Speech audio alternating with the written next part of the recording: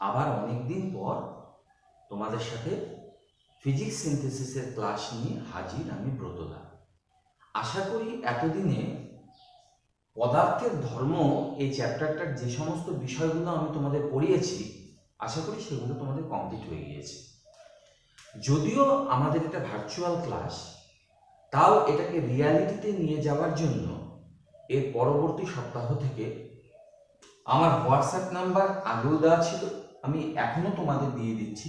যারা আজকে নতুন দেখছো, 7797629204 এই নাম্বারে এরপরে বুধবার সন্ধ্যা 6টা থেকে পুরনো পড়াগুলোর এক একটা করে কোশ্চেন আমি তোমাদের দেব হোয়াটসঅ্যাপে। এবার তোমরা সেটাকে তৈরি করে আবার আমাকে স্ক্রিনশট করে পাঠাবা। আমি ওই উত্তর যে কপিটা সেটা দেখে তোমাদের তার রিপ্লাই জানিয়ে দেবো, ভার্চুয়ালটাকে রিয়ালিটি বানানোর জন্য। কিন্তু সমস্ত কিছুর আগে তোমরা অবশ্যই এই সমস্ত ক্লাসগুলো পাওয়ার জন্য আমার যে চ্যানেল অর্থাৎ ফিজিক্স সিনথেসিস, এই চ্যানেলটাকে তোমরা প্রথমে সাবস্ক্রাইব করে নিও। তাহলে প্রত্যেকদিন আমি যে সমস্ত নতুন ভিডিওগুলো ছাড়বো সেগুলো অবশ্যই তোমাদের কাছে পৌঁছে যাবে। তো শুরু করছি আজকের নতুন ক্লাস, যেটা পদার্থের ধর্ম চ্যাপ্টারেরই সান্দ্রতা বলে একটা পার্ট।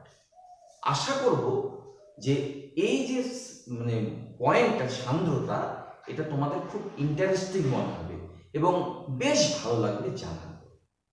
তো সান্দ্রতা পড়তে গিয়ে আমরা এর আগে প্রবাহী পড়েছিলাম, তোমাদের মনে আছে প্রথম দিনের ক্লাসে প্রবাহী ছিল। প্রবাহীর অর্থ কি? প্রবাহীর অর্থ হচ্ছে তরল এবং গ্যাসীয় পদার্থকে প্রবাহী বলে। কেন? কারণ আমি বলেছিলাম তাদের উপর যদি স্পর্শকীয় বল প্রয়োগ করা যায় তাহলে তারা চলতে শুরু করে, কঠিন পদার্থ কিন্তু চলে না, এগুলো বলা হয়েছিল। সেই প্রবাহী অর্থাৎ তরল বা গ্যাসীয় পদার্থ দুই ধরনের। প্রথম যে ধরনের যারা প্রবাহ হচ্ছে, প্রথম ধরনটাকে আমরা নাম দিয়েছি ধারারেখ। ধারারেখ প্রবাহ, ধারারেখ। আর 2 নম্বর যেটা আছে সেটাকে আমরা নাম দিয়েছি অশান্ত প্রবাহ। অশান্ত। এই ধারারেখ প্রবাহকে ইংরেজিতে অনেকে বলে কন্টিনিউয়াস ফ্লো। কন্টিনিউয়াস যেমন প্রেজেন্ট কন্টিনিউয়াস টেন্স তোমরা পড়েছো, ঠিক সেরকম কন্টিনিউয়াস মানে ধারারেখ প্রবাহ। আর অশান্ত এই প্রবাহটার ইংরেজি হচ্ছে টার্বুলেন্ট মোশন। ইংরেজি জেনে আমাদের পদার্থ বিজ্ঞান হবে না, তাহলে ধারারেখ প্রবাহ কি সেটা জানতে হবে। কি জিনিস? যে প্রবাহে ধরো একটা নলের মধ্যে দিয়ে জল যাচ্ছে, একটা নল, সে নলের মধ্যে দিয়ে জল যাচ্ছে, ওয়াটারের ফ্লো হচ্ছে। কিভাবে হচ্ছে? সুসংবদ্ধ, মানে একটা ফ্লো হচ্ছে রেগুলার, ধীরে ধীরে একটা একটা নিয়ম ভিত্তিক যাচ্ছে। একটা নিয়মের মধ্যে দিয়ে যদি প্রবাহটা হয় তাহলে সেই ধরনের প্রবাহকে বলা হবে ধারারেখ প্রবাহ। শুধুমাত্র কিন্তু এইটুকুনো বললে হবে না, এর সাথে আরো কিছু ইনক্লুড করতে হবে। কি? যে ধরো আমি এখানে একটা ধারারেখ প্রবাহের ছবি আঁকছি, একটা ধারারেখ প্রবাহ কিভাবে হচ্ছে ছবি আঁকছি। ধরো এই একটা বস্তু, এই ছবিটা অনেকে বুঝতে বইয়ে একটু কষ্ট হয়। তো ধরো আমি এই একটা প্রবাহ যাচ্ছি, এই যে বাধা পেল, বাধার জায়গাটা এর ভিতর দিয়ে তো যেতে পারবে না, এই জায়গাটা একটু এরকম উঁচু হয়ে গেল, হয়ে একটা কন্টিনিউয়াস, দেখো কোথাও যেন কাট নেই, মানে একটা নির্দিষ্ট নিয়ম মেনে যাচ্ছে। আবার ধরে এখানে গেল, এটা ধরো এরকম একটু ঘুরে গেল, গিয়ে এরকম যাচ্ছে। কেন হচ্ছে বুঝতে পারছো তো? যেহেতু বস্তুটা আছে, বস্তুর ভেতর দিয়ে তো আর জল যেতে পারবে না, তাহলে যেই বস্তুটা টাচ পাবে ওখানে একটু ঘুরে যাবে। এই যে একটা রেগুলার প্যাটার্ন সুসংবদ্ধ হয়েতে যাচ্ছে, এটা হচ্ছে ধারারেখ প্রবাহ। আর নিয়ম কি? ধরো এখানে আমি কতগুলো ধারারেখ ছবি আঁকবো, এখানে ধরো সোজাই গিয়েছে, কোনো ব্যাকা ট্যাকা নেই, কোথাও ব্যাকাও হতে পারে, কোনো নিয়ম নেই। তার মানে ধারারেখ যে প্রবাহটা হবে সেটা বক্রও হতে পারে, সেটা সরলও হতে পারে, নিয়ম নেই কোনো, কিন্তু কন্টিনিউয়াস মানে একটা রেগুলার হতে, একবারে একই ধরন ভাবে সুসংবদ্ধ ভাবে সেটা ফ্লো হচ্ছে। এবার তুমি ধরো এখানে একটা বিন্দু কল্পনা করলে, এ বিন্দু, এবং সেখানে তরলের বেগ বললে তুমি ভি। একইভাবে আর একটা বিন্দু ধরো এখানে চিন্তা করলো বি, সেখানে বেগ হলো ভিবি। এখানে একটা বিন্দু চিন্তা করলে সি, এখানে বেগ বললে ভিসি। এবার এই যে ধারারেখটা এ বিন্দু আর সি বিন্দুতে তরলের বেগ বা প্রবাহীর বেগ আলাদা হতে পারে। হ্যাঁ, আলাদা হতে পারে। ভিবি মানে বি বিন্দুতে তরলের বেগ এখান থেকে আলাদা হতে পারে। কিন্তু ধরো এখন এই বিন্দুতে বেগ ভিএ, 2 মিনিট পরেও এখানে বেগ ভিএ, 10 মিনিট পরেও এখানে বেগ ভিএ, মানে সময় যতই যাক না কেন এই বিন্দুটাতে বেগ কিন্তু ভিএই হবে। অর্থাৎ যে পার্টিকেল তরল বা প্রবাহী বা গ্যাসীয় যে পার্টিকেল গুলো আসছে গ্যাসীয় পদার্থে, তারা যখনই এই বিন্দুতে আসবে ওদের বেগ ম্যান্ডেটরিলি কত হতে হবে? ভিএ হতে হবে।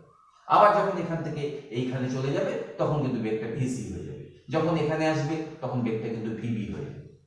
বুঝতে পেরেছো? তাহলে এই যে একটা নিয়ম, একটা রুল আছে যে না ভাই আমি এখান থেকে ওখানে পৌঁছালাম, পৌঁছানোর পরে আমাকে গিয়ে কিন্তু ওই জায়গাটাতে বেগটা থেকে এত হতেই হবে, এটা আমার একটা নিয়ম। এই নিয়ম শৃঙ্খলা বিশিষ্ট যে তরলের প্রবাহ, সেই প্রবাহটাকে আমরা নাম দিয়েছি ধারারেখা। বুঝতে পেরেছো? ইংরেজিতে এটাকে কি বললাম? ইংরেজিতে বললাম এটাকে কন্টিনিউয়াস। আশা করি তোমরা বুঝতে পেরেছো। এইবার এই ধারারেখ প্রবাহ, ধরো একটা তরল যাচ্ছে, ধারারেখাটা একটা নিয়ম কি বললাম যে এই বিন্দুতে যা বেগ হবে সময়ের সাথে সেই বিন্দুতে বেগটা বদলাবে। এবার একটা পার্টিকেল, ধরো এই পার্টিকেলটা, ও বললো যে ভাই আমার এখানে বেগ এত, আমি এদিকে যাচ্ছি, ওখানে কিন্তু অন্য দিকেও বেগ হতে পারে, আবার এরকমও বেগ হতে পারে, কিন্তু দেখো একটা নিয়ম মেনে যাচ্ছে। এই যে ও যে পথটা তাতে গেল, কেউ বলতে পারে যে একই যে হচ্ছে সোজা হবে, সোজা কিন্তু হবে না। কেন হবে না? কারণ এখানে বেগ যা, এখানে বেগ তো আলাদা। এবার একটা পার্টিকেল, একটা কণা, সে কোন দিকে যাবে সেটা আমি বলতে পারবো না, তার কোনো রুল নেই। কিন্তু যে বিন্দুতে এখন আছে একটু পরেও সেই বিন্দুতেই অন্য কোনো পার্টিকেল আসবে, যে এই বিন্দুতে আমি যেই পৌঁছাবো আমার বেগকে অত হতে হবে। তো ধরো এই যে পার্টিকেলটা সেটা যে পথে যাচ্ছে, এই যে পথ এঁকেছি আমরা, এই পথটাকে বলা হয় ধারারেখা। বারবার বলছি, আমরা যখন মানে ভৌতবিজ্ঞান পড়ি, ক্লাস 9-এর ছাত্ররা বেশিরভাগই মেমোরাইজ করি, আমরা মুখস্থ করি। কিন্তু পরবর্তীকালে যখন তোমরা 11-এ পৌঁছাবে, বুঝতে পেরেছো, তখন কিন্তু তোমাদের এই বিষয়গুলো যদি কনসেপ্ট যদি ক্লিয়ার না থাকে, পরবর্তীকালে কিন্তু উন্নততর বিভিন্ন যে কম্পিটিটিভ এক্সামগুলো সেখানে গিয়ে কিন্তু তোমাদের পিছিয়ে পড়তে হবে। সেই জন্য কনসেপচুয়ালি ব্যাপারগুলোকে পরিষ্কার যে স্বচ্ছ ধারণা আমার থাকতে হবে, যাতে আমি নিজের ভাষায় সেটাকে প্রকাশ করতে পারি। হলো, এবার এই হয়ে গেল ধারারেখ প্রবাহ। তাহলে ধারারেখ আর ধারারেখা, প্রবাহটার নাম কি? ধারারেখ। আর যে পথটাতে যাচ্ছে, এই যে পথগুলো, সেই পথটাকে কিন্তু আমরা কি নাম দিয়েছি? ধারারেখা। হয়ে গেল। এবার তোমাকে যেতে হবে ধারারেখার বৈশিষ্ট্য, মানে ধারারেখ থেকে যে ধারারেখা পেলাম সে ধারারেখার বৈশিষ্ট্য কি? কি বৈশিষ্ট্য? প্রথম বৈশিষ্ট্যটা আমি তোমাদের বলে দিয়েছি। কি বৈশিষ্ট্য? যে যে কোনো ধারারেখা তুমি একটা আঁকলা, ধরো এরকমই হলো, এই যে একটা যে কোনো বিন্দু ধারারেখা, সেখানে যে বেগটা, সেই বেগটা কিন্তু সময়ের উপরে নির্ভর করবে না। এখন যদি এখানে বেগ 1 মিটার পার সেকেন্ড হয়, 2 ঘন্টা পরেও এখানে বেগ কত হবে? 1 মিটার পার সেকেন্ডই হবে। সুতরাং যে কোনো ধারারেখার যে কোনো বিন্দুতে বেগ সময়ের উপরে নির্ভর করে না। তার যা বেগের মান থাকবে, সেই বেগের মানটা সবসময় কি হবে? একই হবে। বিভিন্ন বিন্দুতে, ধারারেখার বিভিন্ন বিন্দুতে বেগের মান আলাদা হতে পারে, কিন্তু নির্দিষ্ট বিন্দুতে বেগের মানটা এখন যা আছে পরেও তাই থাকবে, অর্থাৎ সময়ের উপরে নির্ভর করছে। 2 নম্বর কি? যে কোনো ধারারেখার যে কোনো বিন্দুতে যদি তুমি স্পর্শক আঁকো, এই যে স্পর্শক কথাটা নাম দিলাম, স্পর্শ, যেই নাম বললাম তোমাদের একটু মাথা কিন্তু গন্ডগোল হয়ে যাবে। কেন? যে স্পর্শক ব্যাপারটা হয়।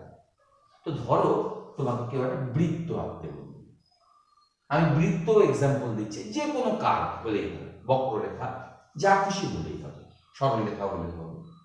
এবার ধরো তুমি একটা রেখা টানলা, দেখো যে কোনো সরল রেখা এই বৃত্তটাকে দুটো বিন্দুতে ছেদ করে, দেখতে পাচ্ছ তুমি যেখান দিয়ে আঁকো দেখো দুটো বিন্দুতে ছেদ করেছে। কিন্তু যদি তুমি এখানে এইরকম একটা রেখা টানো, যে রেখাটা শুধুমাত্র একটা বিন্দুতে ছেদ করছে, তার নাম কি দিব? তার নাম বলবো স্পর্শক। আর আগের যেটা টেনেছিলাম অর্থাৎ যেটা দুটা বিন্দুতে ছেদ করেছিল সেটার নাম কি বলতো? হ্যাঁ, তোমরা ঠিকই ধরেছো, সেটা হলো জ্যা। তাহলে জ্যা কটি বিন্দুতে ছেদ করছে? দুটো বিন্দুতে। স্পর্শক কটি বিন্দুতে ছেদ করছে? একটা বিন্দুতে।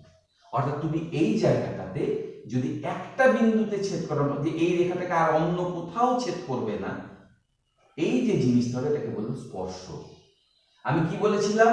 যে ধরো এই বিন্দুতে বেগ 2 মিটার পার সেকেন্ড, স্পর্শকটা এখানে মুছে দিলাম, 2 মিটার পার সেকেন্ড। এবার সঙ্গে সঙ্গে তোমাদের মাথায় প্রশ্ন আসবে যে দাদা 2 মিটার পার সেকেন্ড তো তুমি বলে দিলে, বেগের মান দিকটা কোন দিকে? দিকটা কিন্তু এই স্পর্শক বরাবর। সুতরাং তুমি যদি এইখানে আসো, দেখো স্পর্শকটা কিন্তু এই বরাবর হয়ে যাচ্ছে। অর্থাৎ তোমার যদি বেগের মান কোনোভাবে একও থাকে, দিক কিন্তু বদলে যাচ্ছে। যেহেতু বেগ ভেক্টর রাশি, তাই মান আর দিক দুটা নিয়েই তোমাকে ক্যালকুলেট করতে হবে। সেই জন্য এখানে মান 2 মিটার, এখানেও মান 2 মিটার, তুমি কিন্তু এক বলতে পারবে না। নাও হতে পারে মান আলাদা, মান এক নাও হতে পারে, আলাদা হতে পারে, কিন্তু যদিও এক হয় তাও কিন্তু যেহেতু ডিরেকশন বদলে যাচ্ছে তাহলে বেগ কিন্তু বদলে যাচ্ছে। বুঝতে পেরেছো? এখানে যদি বলে তোমাকে কোনো বেগ, তাহলে এরকম হবে। সুতরাং যে কোনো ধারা রেখার যে কোনো বিন্দুতে তুমি যদি স্পর্শক টানো, সেই স্পর্শকের অভিমুখ ওই বিন্দুতে বেগের অভিমুখকে প্রকাশ করে। এটা হলো ধারা রেখার দ্বিতীয় বৈশিষ্ট্য। 3 নম্বর বৈশিষ্ট্য কি? 3 নম্বর বৈশিষ্ট্য, ধরো এখানে আমি একটা ধারা রেখা এঁকেছি, একজন কি করলো আর একটা ধারা রেখা এইভাবে এঁকে দিল, যে দেখো দুটো ধারা রেখা এই বিন্দুতে ছেদ করেছে। এইবার এই বিন্দুতে তুমি যদি স্পর্শক টানো, দেখো এই কার্ভের উপরে এখানে একটা স্পর্শক হবে, আবার এই কার্ভের উপরে এখানে একটা স্পর্শক হবে। তাহলে একই বিন্দুতে তুমি কটা স্পর্শক অঙ্কন করলে? দুটো। অর্থাৎ একই বিন্দুতে বেগের অভিমুখ দুই দিকে, এটা কিন্তু হতে পারে না, তাই কিনা বল? একটা বিন্দুতে আছো, তোমার মুখ এদিকে আবার তোমার মুখ ওদিকে, এটা তো বলা যায় না। সুতরাং দুটো ধারা রেখা কখনো পরস্পরকে ছেদ করতে পারবে না। তাহলে এই হয়ে গেল ধারা রেখার বিভিন্ন বৈশিষ্ট্য। আরো দুই একটা বৈশিষ্ট্য কোনো কোনো বইয়ে থাকতে পারে, আমার মনে হয় এগুলোকে ভেঙে আরো বৈশিষ্ট্য তৈরি করবে, মনে হয় তোমরা বুঝে যাবে। হলো ডেল যে প্রবাহটাতে আসবো, 2 নম্বর প্রবাহ, সেটার নাম আমরা কি বলেছিলাম? অশান্ত প্রবাহ। অশান্ত, এবং ইংরেজি বলেছিলাম টার্বুলেন্ট ফ্লো বা টার্বুলেন্ট মোশন। কিরকম? উদাহরণ ধরো আগের বারে ঠিক উল্টা, তুমি ধরো এখানে কোনো রেগুলারিটি সুসংবদ্ধতা থাকবে না, এখনই একরকম আর একটু পরেই অন্যরকম হয়ে যাবে। সুতরাং এখানে যদি তুমি ধারা রেখা এরকম বেঁকা টেরা যা খুশি হতে পারে। দেখো এখন এখানে বেগের মান হলো 2 মিটার পার সেকেন্ড, একটু পরে এখানে বেগের মান হয়ে গেল 5 মিটার পার সেকেন্ড। অর্থাৎ কোনো রুল নেই, কোনো নিয়ম নেই। এই ধরনের যে প্রবাহ, মানে ঠিক ধারা রেখার উল্টো, তাকে বলা হচ্ছে অশান্ত প্রবাহ, ইংরেজিতে বলা হচ্ছে টার্বুলেন্ট মোশন। এবার সাথে সাথে তোমাদের মাথায় প্রশ্ন আসবে যে এই ধারা রেখার অশান্ত, এগুলো তো আগে আমরা কোনোদিনও শুনিনি, কিভাবে প্র্যাকটিক্যাল ব্যাপারটা? তো তোমাদের আমাদের খুব নিকটবর্তী যারা দূরে থাকে, আমরা উত্তর দিনাজপুর জেলার অধিবাসী, আমাদের খুব কাছাকাছি মালদা জেলার পাশে ফারাক্কা একটা ব্রিজ আছে, তোমরা অনেকেই জানো। সেই ব্রিজে যখন, বা যে কোনো ব্রিজে, যে লক গেটটা যখন খুলে দেয়, লক গেট খোলার আগে যে জলটা প্রবাহিত হয়, দেখবে এটা স্মুথলি প্রবাহ হচ্ছে, দ্যাট ইজ ধারা রেখা। কেন? যে বিভিন্ন বিন্দু প্রবাহিত হচ্ছে, কিন্তু বিভিন্ন বিন্দুতে বেগের মান বিভিন্ন রকম হতে পারে, কিন্তু যে কোনো বিন্দুতে বেগের মান এখন যাচ্ছে, একটু পরেও তাই হবে। যেই লক গেটটা খুলে দিল, এবং ধরো বৃষ্টি বৃষ্টি ভালো জল ওদিকে আছে, জলের যেই ফ্লোটা আসলো, সাথে সাথে দেখবা কোনো রুল নেই। বুঝতে পেরেছো? মোশনটা টার্বুলেন্ট হয়ে গেল। তার মানে এই যে টার্বুলেন্ট বা ধারা রেখো, এই ব্যাপারটা নির্ভর করবে তরল বা প্রবাহীর গতিবেগের উপর। বুঝতে পেরেছো? তাহলে গতিবেগ কিরকম? তাহলে একজন বললো আমি হচ্ছে বর্ডার, আমার এই বর্ডারের যদি তুই কম হোস তাহলে তাকে নাম দেব ধারারেখ। ওই বর্ডারের ওই দিকে চলে যায় যদি বেশি হয়ে যায় তাহলে নাম দেব অশান্ত। ওই যে বর্ডারের যে বেগটা, যে বেগের থেকে কম হলে ধারারেখ হবে, যে বেগের বেশি হলে অশান্ত হবে, সেই বেগটার নতুন নামকরণ বা তার নাম হচ্ছে সংকট বেগ। পরীক্ষায় অনেক সময় আসে সংকট বেগ থাকে, তাহলে তার নাম কি? তার নাম হচ্ছে সংকট বেগ। তার মানে এটা হচ্ছে একটা বর্ডার লাইন। সংকট বেগ এটা হচ্ছে একটা বর্ডার, যার কম হলে ধারারেখ, যার বেশি হলে অশান্ত। বুঝতে পেরেছো? তাহলে সংকট বেগের ডেফিনেশন আমরা পেয়ে গেলাম। ধারারেখ প্রবাহ কি, অশান্ত প্রবাহ কি, ধারারেখার বৈশিষ্ট্য কি, দুটো ধারারেখ পরস্পরকে ছেদ করে না কেন, এই ধরনের অনেকগুলো কিন্তু জিনিস আমরা আস্তে আস্তে জানব। এইবার যে বিষয় নিয়ে পড়া সেটা হচ্ছে সান্দ্রতা। এই জিনিসটা কি, কেন আমরা এগুলো নিয়ে পড়ছি, ধারারেখ, শান্ত অশান্ত? কারণ আমরা আমাদের এই চ্যাপ্টারে যে সমস্ত প্রবাহ নিয়ে পড়ব সে সমস্ত প্রবাহগুলোই প্রপার্টি হচ্ছে তারা ধারারেখার মধ্যে পড়বে। অশান্ত নিয়ে এখনো আমাদের পড়াশোনাটা নেই, এই ক্লাসে নেই, সেই জন্য প্রথমে ধারারেখ পড়ে দিই। এবার ধরো সাপোজ একটা নল, তোমাদের বাড়িতে যে নল দিয়ে জল যায়, সেই নলের মধ্যে দিয়ে জলের প্রবাহ হচ্ছে, বুঝতে পেরেছো? এবার দেখো যে জলটা এই পাইপের সাথে লেগে আছে, একদম লাগানো, তার বেগ কত বলো তো? নিশ্চয়ই সেটা পাইপের সাথে লেগে আছে, মানে সে চলছে না, তাহলে তার বেগ কত? তার বেগ 0। তাহলে এই জায়গাটাতে বেগ হচ্ছে 0। আর বলো তো সবচেয়ে বেশি কোথায়? সবচেয়ে বেশি হচ্ছে দেখবা ঠিক মাঝখানে, খুব জোরে প্রবাহিত হচ্ছে মাঝখান দিয়ে। আবার যদি তুমি এখান থেকে ধীরে ধীরে ধীরে ধীরে উপরে যাও তাহলে দেখবে আস্তে আস্তে এখানে বেগের মানটা কি হচ্ছে, আবার কমতে কমতে কমতে কমতে 0 হচ্ছে। তাহলে উপর থেকে যদি তুমি নিচে আসো তাহলে 0 ছিল, বাড়ছে বাড়ছে বাড়ছে বাড়ছে বাড়ছে বাড়ছে, সর্বোচ্চ হলো, আবার কমছে কমছে কমছে কমছে কমছে কমছে, এখানে গিয়ে 0 হলো। এইবার তুমি যদি এটাকে কতগুলো তরলের স্তর হিসাবে কল্পনা করো, যে এখানে একটা স্তর আছে, এখানে আর একটা স্তর আছে, সব কিন্তু লেগে লেগে আছে, আমি একটু ফাঁক দেখাচ্ছি। তাহলে এই স্তরে বেগের মান যা, এই স্তরে বেগের মান তার থেকে বেশি বা কম কোন একটা পার্থক্য আছে। তুমি যদি এইটাকে এটা বলো আর এটাকে যদি উপরেরটা বলো, তাহলে এই দুই স্তরের মধ্যে বেগের পার্থক্য আছে, এখানে বেগ 0, এখানে বেগ সবচেয়ে বেশি কিছু একটা আছে। এই যে বেগের পার্থক্য, পাশাপাশি দুটো লেয়ার, এটা কিন্তু অনেক উঁচুতে, খুব কাছাকাছি, পাশাপাশি দুটো, তাদের মধ্যে বেগের পার্থক্যটা তো খুব একটা বেশি হয় না। সেই জন্য যদিও এটা তোমাদের ক্লাস 9-এ আমাদের শেখানো উচিত না, কিন্তু না বললে তোমাদের বুঝবে না, তাহলে আবার ওই মুখস্থ করতে হবে। সেই জন্য আমি যতটা তোমাদেরকে মানে হালকা করে বোঝানো যায় চেষ্টা করছি। এই জিনিসটাকে ডিফারেন্সিয়েশন বলে, ক্লাস 11-এ শিখবে তোমরা, কিন্তু আমি ছোট করে ব্যাপারটা বলছি। যে ধরো এইটা আর এটার দুটো লেয়ারের মধ্যে যে বেগের যে পার্থক্য, বেগের চিহ্ন তো ভি বলি, খুব কম পার্থক্য, তাকে নাম দিলাম ডিভি। খুব যখন ছোট পার্থক্য হবে, কেন? পাশাপাশি দুটো লেয়ারের মধ্যে কি পার্থক্য হতে পারে? খুবই কম, এত কাছাকাছি দুটো লেয়ার চিন্তা করেছি, ডিভি। এবং তাদের মধ্যে যে দূরত্ব, সেই দূরত্বটাও খুব ছোট, তাকে নাম দিলাম ডিএক্স। তাহলে ডিভি হচ্ছে বেগের পার্থক্য। এবার একজন বলল যে দাদা, বেগের পার্থক্যটাকে কি আমরা অন্য কিছু নাম দিতে পারি? আমরা কি নাম দিবে বলো? বলে দেখো দাদা, ধরো এই যে তোমার হাত, সেটা একটা লেয়ার, এই লেয়ারের উপরে এই যে এটা আর একটা লেয়ার, পেনটা, ধরো এটা 0 বেগ, তার সাপেক্ষে এটা যাচ্ছে, চলছে। তাহলে দেখো এর সাপেক্ষে এ চলছে, কত বেগে চলছে?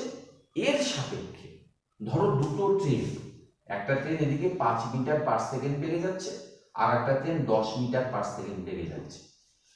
যদি বলা হয় এর সাপেক্ষে এর বেগ কত, তোমরা আপেক্ষিক বেগের অঙ্ক ক্লাস 8-এ করেছো, এই দুটোকে বিয়োগ করতে হয়। ওই বিয়োগটাকে বলে আপেক্ষিক বেগ, মানে একজনের সাপেক্ষে আর একজনের বেগ কত। তাহলে এখানে এটার বেগ 0, এটা দুজনের মধ্যে পার্থক্য, যেটা মানে পার্থক্য মানেই তো বিয়োগফল, তো বিয়োগফলটাকে আমি বিভি বলেছি, তার মানে এটা হচ্ছে আপেক্ষিক বেগ। তাহলে দুটো লেয়ারের মধ্যে কি আছে? দুটো লেয়ারের মধ্যে একটা আপেক্ষিক বেগ আছে ডিভি। কত দূরত্বে? ডিএক্স। তাহলে ডিএক্স দূরত্বে বেগের পার্থক্য ডিভি, তাহলে একক দূরত্বে বেগের পার্থক্য ডিভি বাই ডিএক্স। বুঝতে পেরেছো? এই যে নতুন জিনিসটা হলো, এটাকে নামকরণ করা হয় বেগের নতিমাত্রা। নতিমাত্রা মানে ডিভি বাই ডিএক্স। বুঝতে পেরেছো? ডিভি হচ্ছে আপেক্ষিক বেগ দুটো পাশাপাশি লেয়ারের মধ্যে, ডিএক্স হচ্ছে তাদের মধ্যে দূরত্ব। হলো? তার মানে একটা লেয়ারের সাপেক্ষে যদি আর একটা লেয়ারের এই বেগের পার্থক্য থাকে, তাহলে ধরো এর বেগ বেশি, এর বেগ কম। এ বলবে যে ভাই তুই আমার সাপেক্ষে আগাবি না। কেন আগাবি না? কারণ তোর আমার সাপেক্ষে বেশি বেগ আছে, তাহলে আমি তোকে যেতে বাধা দিব। এই যে বাধা দেওয়ার প্রপার্টি, সেই প্রপার্টির নামই হচ্ছে সান্দ্রতা। কিরকম এক্সাম্পল?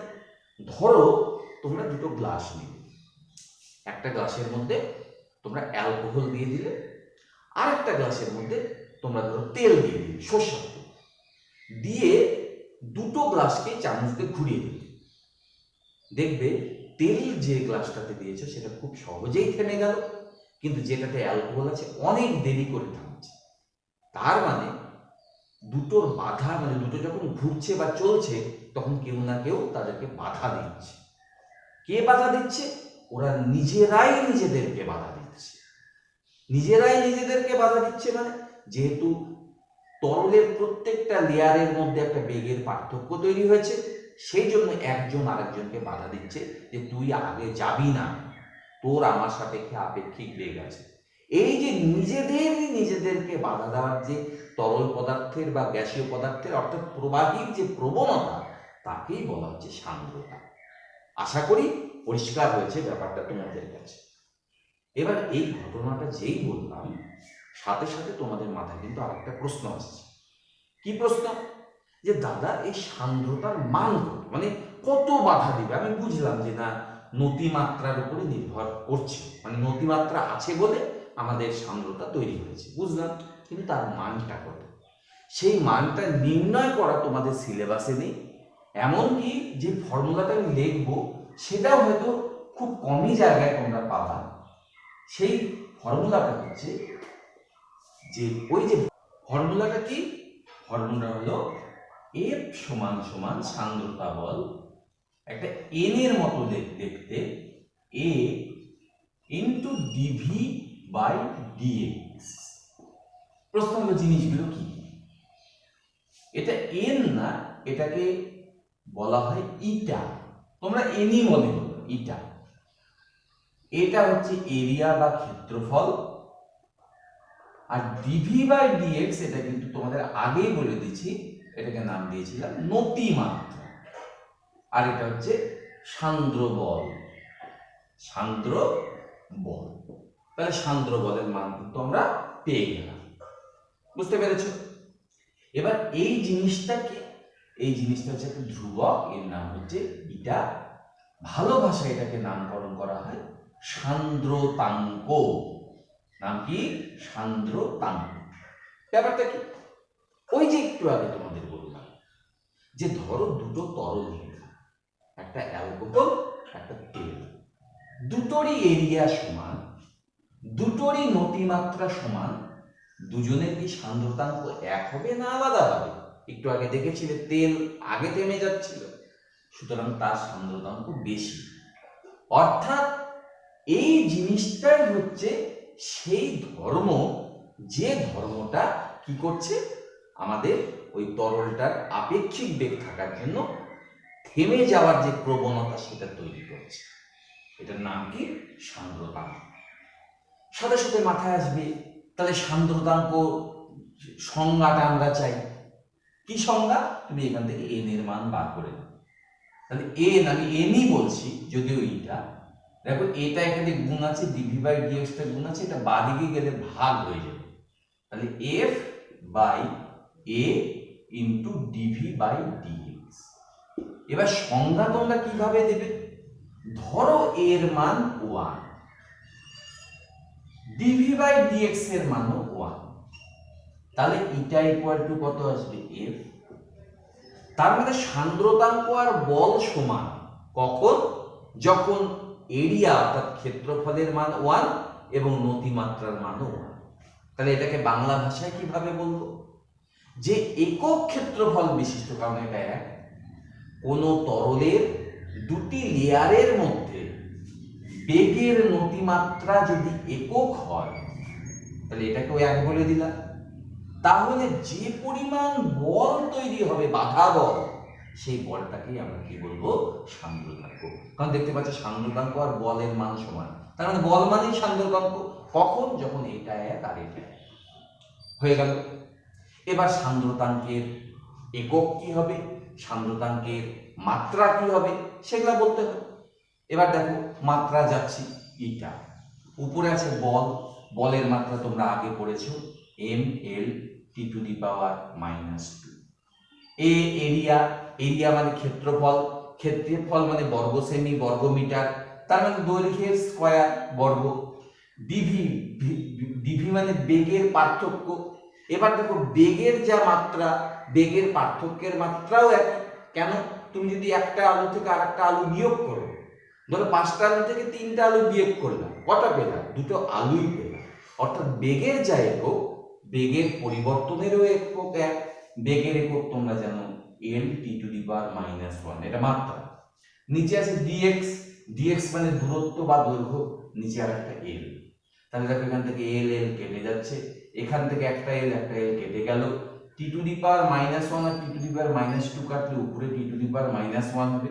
এই lটা নিচে আছে, পাওয়ার আছে 1, উপরে গেলে -1 হবে।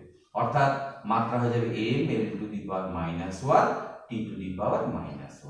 এই হয়ে গেল আমাদের সান্দ্রতাঙ্কের মাত্রা। এবার যাব একক।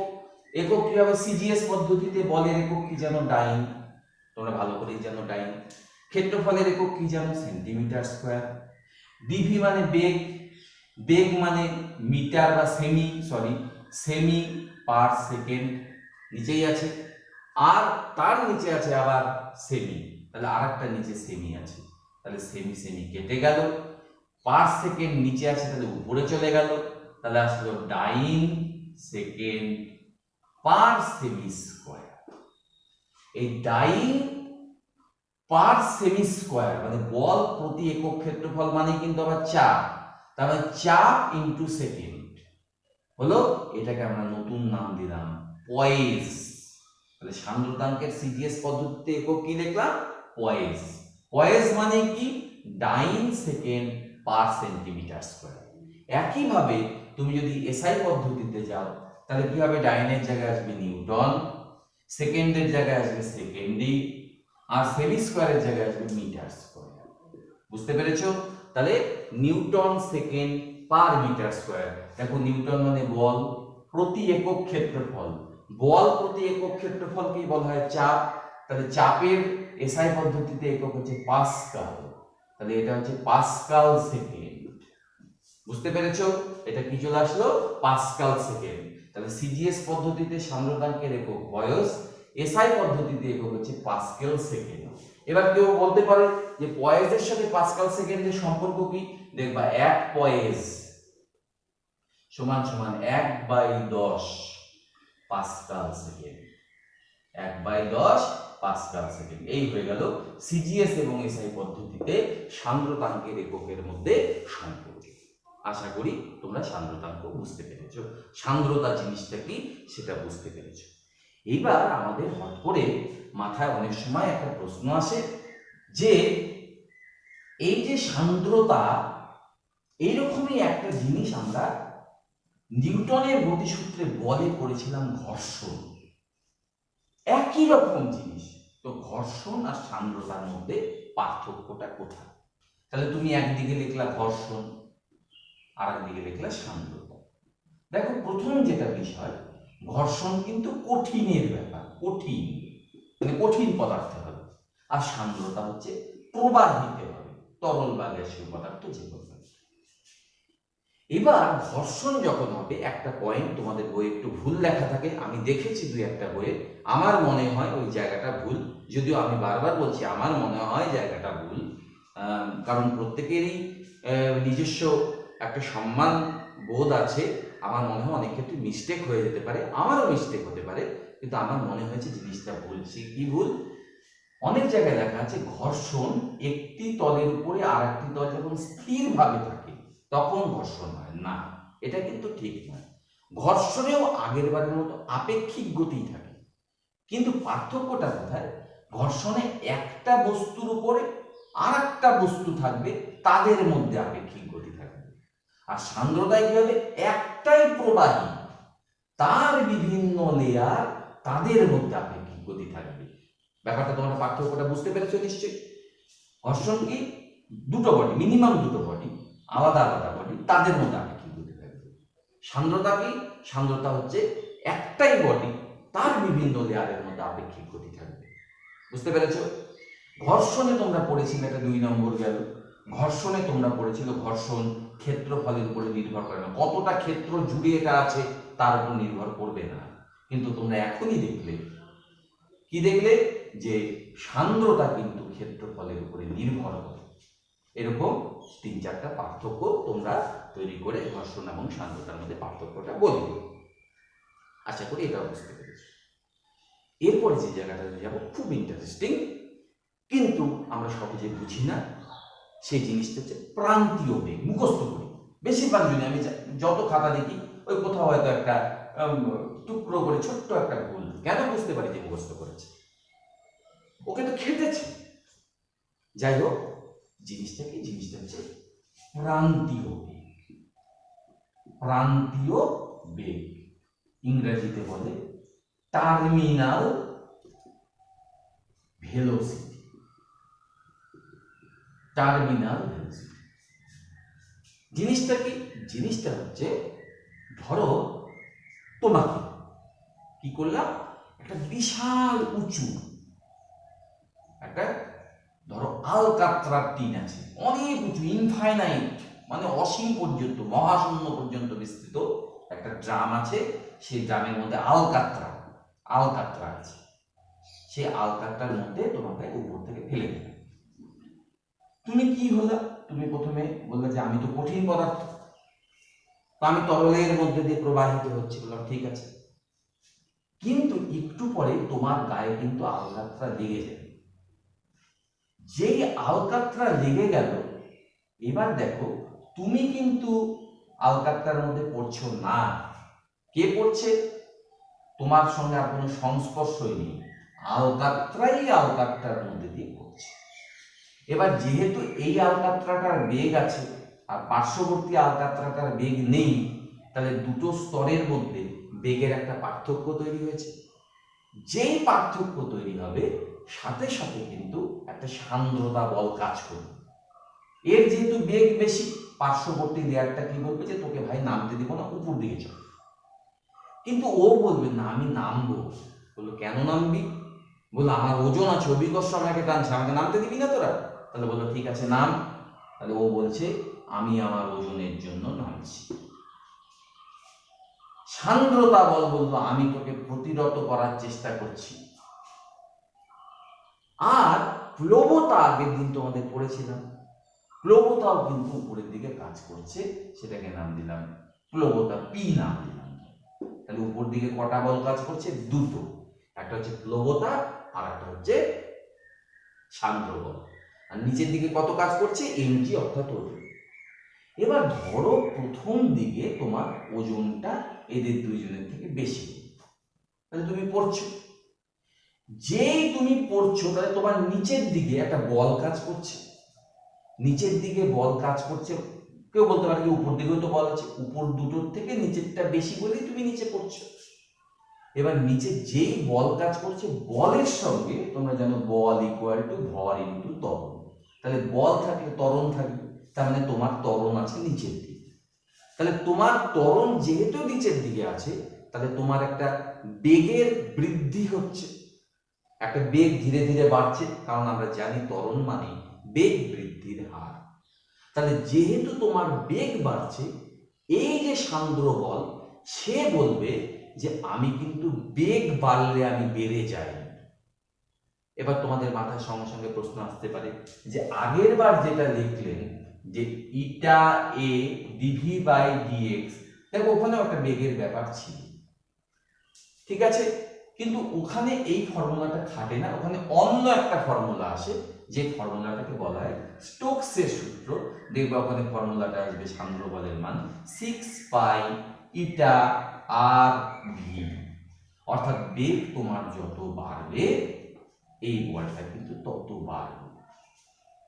তাও ধরো তোমার এই বলটার মান বেশি, তাহলে তুমি আরো ত্বরণ হবে, তোমার বেগ আরো বাড়বে, এটা আরো বাড়বে।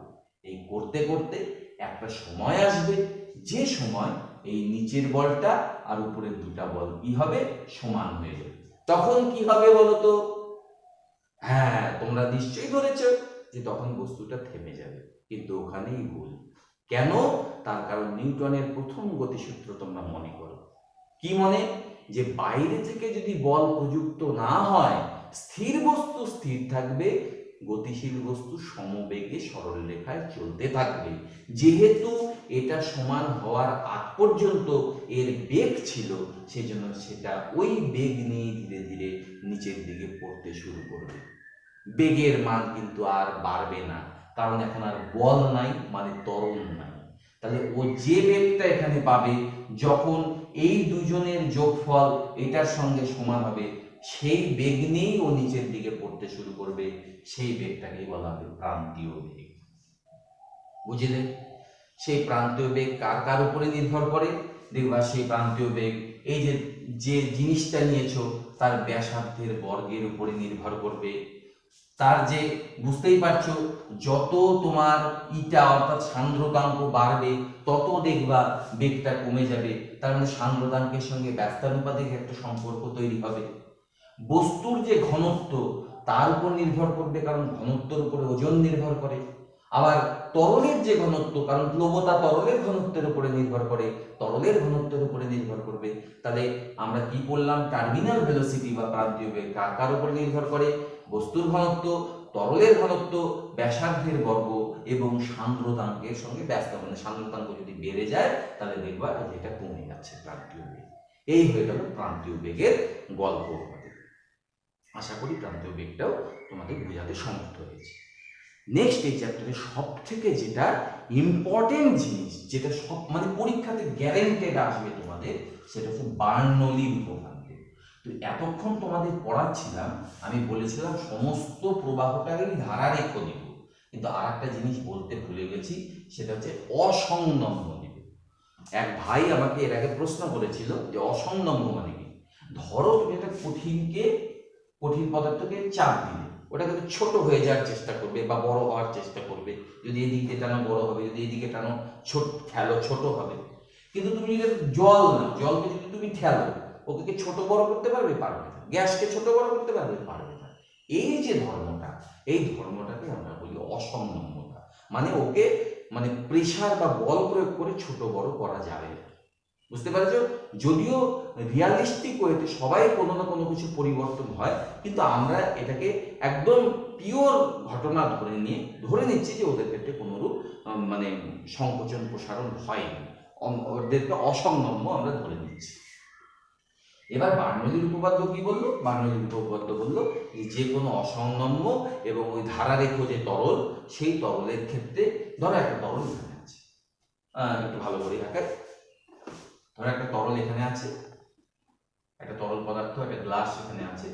তুমি গ্লাসের যে কোনো একটা তরলের একটা এরকম ধরো স্তর গঠন বলা মানে তুমি ধরে নিলে, কল্পনা করলে দেখো গোটা জলটাই তো আছে, তার মধ্যে তুমি এখানে এরকম একটা জিনিস কল্পনা করবে, নাও কল্পনা করতে পারো, যা খুশি। ধরো তুমি এখানে একটা বিন্দু নিলে, এখানে একটা বিন্দু নিলে, বলো তো এখানকার চাপের মান যা হবে, এখানকার চাপের মান কি তা হবে? হবে না, নিশ্চয়ই হবে না। কারণ তোমরা জানো উচ্চতা যত বাড়ে চাপ তত বৃদ্ধি পায়। এখানকার গতিশক্তি ওখানকার গতিশক্তি কি এক হবে? গতিশক্তির ফর্মুলা তোমরা কার্য চ্যাপ্টারে পড়েছো। গতিশক্তির ফর্মুলা হয় ½ × ভর × বেগের স্কয়ার, এক হবে না। স্থিতিশক্তি তোমরা কার্য চ্যাপ্টারে পড়েছো যে অভিকর্ষের জন্য স্থিতিশক্তির মান হয় mgh। সেটা কি এই জায়গায় এক হবে? নিশ্চয়ই এক হবে না, কারণ এটা নিচ থেকে যা উচ্চতা, এটা নিচ থেকে উচ্চতা আলাদা। কিন্তু বার্নৌলি বলল যে এই বিন্দুতে এটা যে স্থির হয়, গতিবেগ নাই কিন্তু, তাহলে কি কি অসংলগ্ন হচ্ছে? 2 নম্বর ধারারেখ হচ্ছে, আর 3 নম্বর না স্থির বলবো না, স্থির ঠিক বলা যাবে না কারণ গতিশক্তি আছে। এই দুটো যদি প্রপার্টি তোমার থাকে তরলটার মধ্যে, সরি ওই জায়গাটাতে স্থির বলাটা ভুলে গেল, স্থির হবে না, তাহলে এই বিন্দুতে একক আয়তনে গতিশক্তি, একক আয়তনে স্থিতিশক্তি, একক আয়তনে চাপ শক্তির যে যোগফল, এই বিন্দুতেও একক আয়তনে গতিশক্তি, একক আয়তনে স্থিতিশক্তি আর একক আয়তনে চাপ শক্তির মান কি হবে? সমান। ব্যাপারটা আর একটু ক্লিয়ার করে নেব। ধরো এখানে যে পার্টিকেলটা আছে সেটা গতিবেগ সম্পন্ন, এই যে বলছি গতিবেগ আছে, ধরো তার বেগ হচ্ছে v এবং এই পার্টিকেলটার ভর হচ্ছে m, তাহলে ওর গতিশক্তি কত? Half mv square. বুঝলাম? এবার ধরো এই যে পার্টিকেলটা সেটা এই নিচ থেকে h1 উচ্চতায় আছে, তার মানে এই জলটাকে যদি তুমি নিচ থেকে উপরে নিয়ে যেতে চাও, অভিকর্ষ কি বলবে? যে ভাই আমি তোকে যেতে দিব না, কারণ আমার টেন্ডেন্সি হচ্ছে তোকে নিচে নামানো। তা সত্ত্বেও তুই উপরে উঠেছিস, তাহলে তোকে আমার বিরুদ্ধে কাজ করে যেতে হবে। ওই যে কাজটা করলো সেই কাজটার মধ্যে স্থিতিশক্তি রূপে সঞ্চিত থাকে, তার মান হচ্ছে mgh। কার্য চ্যাপ্টারে ছিল, হয়েছে। আর এখানকার চাপ শক্তিটা আমি পরে আসছি। চাপ শক্তিটা কিছু না, ধরো আমি একটা কিছু একটা বলে দিলাম, এক্স বলে দিলাম, ব্যাপারটা আমি পরে বোঝাচ্ছি চাপ শক্তি জিনিসটা। ধরো এটাকে তুমি বললে একটা গতিশক্তি, কত আয়তনে? বললে এখানে যে জলটা বা যে তরলটা নিয়েছি তার আয়তন ধরো বড় ভি, তাহলে ভি আয়তনে গতিশক্তি হাফ mv স্কয়ার, তাহলে একক আয়তনে গতিশক্তি হাফ m, এটাকে ছোট ভি মনে করছি, এটা বেগ আর এটা আয়তন তাই ভি। এবার ভরকে আয়তন দিয়ে ভাগ করলে তোমরা জানো ঘনত্ব, তাহলে এটাকে নাম দিলাম হাফ ইন্টু ঘনত্বের চিহ্নটা এরকম রো বলে অনেকে, রো ইন্টু ভি স্কয়ার। তাহলে এটা কি বাড়ালো? একক আয়তনে গতিশক্তি। ঠিক একইভাবে ভি আয়তনে স্থিতিশক্তি mgh, তাহলে একক আয়তনে স্থিতিশক্তি mgh বাই ভি। বুঝতে পেরেছো? আবার ভর বাই আয়তন মানে ঘনত্ব, ঘনত্বকে রো বলো, রো gh, তাহলে একক আয়তনে স্থিতিশক্তি রো gh, একক আয়তনে গতিশক্তি হচ্ছে হাফ রো ভি স্কয়ার। এবার দেখো এই জিনিসটা কাকে বোঝাচ্ছে? এটা শক্তি, এটা হচ্ছে শক্তি। শক্তি মানেই কার্য, কার্য মানে বল ইন্টু সরণ। তোমরা এর আগে কার্য চ্যাপ্টারে পড়েছো, শক্তি যা কার্য তাই, মানে বল ইন্টু সরণ। তাহলে উপরে যেটা আছে সেটা হচ্ছে বল ইন্টু সরণ, বুঝতে পেরেছো? নিচে যেটা আছে সেটা কি? সেটা হচ্ছে আয়তন। তো আয়তনের একক কি? আয়তনের একক হচ্ছে ধরো এল কি আয়তন, তো আয়তনকে ধরো আমি একটু মিটার কিউবের বলি, তো এটা সরণ, এটাকে মিটার বলে দিলাম। তাহলে দেখো একটা মিটার, মিটার কিউব যদি কাটা যায় মিটার স্কয়ার আছে, তার মানে বল পার মিটার স্কয়ার, এটা মানেই কিন্তু হাফ রো ভি স্কয়ার, মানে বল প্রতি একক ক্ষেত্রফল। তাহলে দেখো এইটা একটা চাপের মতো কল্পনা করো, চাপ, কারণ চাপ মানেই বল বাই ক্ষেত্রফল, তাহলে এটা একটা চাপের অনুরূপ রাশি। একইভাবে এখানে যাও, mgh শক্তি, শক্তি মানে কার্য, কার্য মানে বল ইন্টু সরণ, নিচে আয়তন, আবার একইভাবে এটাও চাপ। তাহলে এই যে তুমি বললা একক আয়তনে, আমি মুছে দিচ্ছি, একক আয়তনে গতিশক্তি তার মান কত? একক আয়তনে গতিশক্তি মানে হাফ রো ভি স্কয়ার, সেটাও একটা চাপ এর মতো, চাপ না চাপের মতো তুল্য রাশি। রো gh এটাও একটা তুল্য রাশি চাপের মতো, এটাকে নাম দিয়েছিলাম একক আয়তনে গতিশক্তি, এটা হচ্ছে একক আয়তনে স্থিতিশক্তি। আর একটা যেটা নতুন নাম দিয়েছিলাম চাপ শক্তি, সেটা হচ্ছে এই যে বিন্দুটা, সেই বিন্দুতে চাপ কত। সত্যি করে যেটা চাপ, এর আগে তোমরা প্রমাণ করেছিলা যে রো জিএইচ হয়, যেটা প্রমাণ করেছিল ডিজিএইচ, সেই চাপটাকে নামকরণ করা হচ্ছে চাপ শক্তি। কেন? এটা চাপ, এটা চাপ, চাপের সাথে চাপ যেমন যোগ করবা, এখানে তাহলে যেটা যোগ করতে হবে সেটাকে নাম দিলাম চাপ শক্তি। এই তিনটার যে যোগফল এই বিন্দুতে যা হবে, এই বিন্দুতেও তাই হবে, এই বিন্দুতেই তাই হবে, সব জায়গায় সব বিন্দুতেই কিন্তু এক হবে। এটার মান বিন্দু টু বিন্দু ভ্যারি করতে পারে, এটার মান বিন্দু থেকে বিন্দু ভ্যারি করতে পারে, এটার মান বিন্দু থেকে বিন্দু ভ্যারি করতে পারে, কিন্তু তিনজনের যোগফল ধ্রুবক থাকবে। এটাই বার্নৌলির উপপাদ্য। ব্যবহার কোথায়? দুই একটা ব্যবহার তোমাদের দেখাচ্ছি। সব গল্পগুলো কিন্তু একই রকম। কিরকম? দেখবো বইয়ে লেখা আছে যে দ্রুতগামী রেলের পাশে দাঁড়ানো উচিত নয়। তাহলে ধরো একটা রেল যাচ্ছে, তাহলে এখানে রেল যাচ্ছে, এবার এইখানে যেহেতু প্রচন্ড জোরে বাতাস বইছে, তাহলে এখানে তুমি দাঁড়িয়ে আছো এখানে, তাহলে এখানে বাতাস বেশি, এখানে কিন্তু বাতাস নেই, তাহলে এখানে বেগ বেশি, এখানে বেগ কম। বুঝতে পেরেছো? এবার বার্নৌলির উপপাদ্য কি বলেছে? তাহলে এখানে বিন্দু আর এখানে একটা বিন্দু যদি তুমি কল্পনা করো, এখানকার বিন্দুতে ভি বেশি মানে গতিশক্তি বেশি। এবার যেহেতু তুমি খুব কম একটা ছোট্ট জায়গাতে আছো, তাই এখানকার স্থিতিশক্তি যা, এখানকার স্থিতিশক্তিও এক, কারণ উচ্চতার খুব একটা পার্থক্য হয় না। তাহলে গতিশক্তি এখানে বেশি, গতিশক্তি বেশি, এখানে গতিশক্তি কম। স্থিতিশক্তি একই আছে। তাহলে গতিশক্তি, স্থিতিশক্তি এবং চাপ শক্তির যে যোগফল সেটা যদি সমান হতে হয়, তাহলে যেহেতু এখানে গতিশক্তি বেশি, তার মানে এখানে চাপ শক্তি কম হতে হবে। আবার এখানে যেহেতু গতিশক্তি কম, তাহলে এখানে চাপ শক্তি কি হতে হবে? বেশি। না হলে তো তোমার যোগফলটা কখনো সমান হতে পারে না, কারণ এটা কমের সাথে তুমি কম যোগ করলা, বেশির সাথে বেশি যোগ করলা, ওটা তো সমান হবে না। তাহলে বুঝতে পারছি এখানে চাপ বেশি, এখানে চাপ কম। আর আমরা জানি বেশি চাপ থেকে কম চাপের দিকে ফ্লো হয়, সেজন্য এটা তোমাকে ঠেলে দিবে ট্রেনের দিকে, তুমি পড়ে যাবার ট্রেনের দিকে। বুঝতে পারলা? আবার অনেক সময় দেখবা দুটো নৌকো পাশাপাশি যাওয়া উচিত নয়। ধরো নৌকায় এই দুটো যাচ্ছে, এখানে যে জলটা সেটা খুব খেলছে, তাহলে এখানে বেগ বেশি, এখানে বেগ কম, এখানে বেগ কম, তাহলে এখানে চাপ বেশি। একই যুক্তিতে তাহলে এখান থেকে বেশি চাপ থেকে কম চাপের দিকে তোমাকে ঠেলে দেবে, তুমি ওদিকে যাবে। আবার এখানে বেশি চাপ, এখানে কম চাপ খেলবে, তার দুটো নৌকার অ্যাক্সিডেন্ট ঘটে যাবে। ধরো ঝড়ের সময় ঘরের টিন উপরে যাচ্ছে, কেন? ঘরের টিনের উপর দিয়ে এখানে বাতাস যাচ্ছে, ঘরের ভিতরে তো বাতাস নেই, তাহলে যেহেতু এখানে বাতাসের বেগ বেশি, এখানে গতিশক্তি বেশি, এখানে গতিশক্তি কম, তাহলে এখানে চাপ শক্তি বেশি, এখানে চাপ শক্তি কম, বেশি চাপ থেকে কম চাপের দিকে ঠেলে দিবে, টিন উপরে চলে যাবে। কিন্তু সমস্ত গল্পগুলোতেই কিন্তু আমরা স্থিতিশক্তির মানটাকে কি ধরছি? সমান ধরে নিচ্ছি। বুঝতে পেরেছো? কারণ খুব কম জায়গা, খুব কম অঞ্চলের মধ্যে বিস্তৃত, ওইটুকুনো অঞ্চলের জন্য কিন্তু স্থিতিশক্তি খুব একটা পার্থক্য হয় না।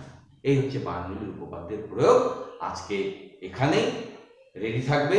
আমি বলে দিয়েছি বুধবার কিন্তু সন্ধ্যা 6টার সময় কিন্তু হোয়াটসঅ্যাপে প্রশ্ন পাঠাবো, 7টার মধ্যে কিন্তু সেই প্রশ্নের উত্তর কিন্তু আমি নিয়ে নেব। আর কারো যদি খুব প্রবলেম থাকে তাহলে পরে তোমরা সাবমিট করে দিবে। আশা করছি তোমরা সাবমিট করবে। আজকে এই অবধি, আবার পরের দিন দেখা হবে, কিন্তু সাবস্ক্রাইব করতে কিন্তু কেউ ভুলো না। আজকে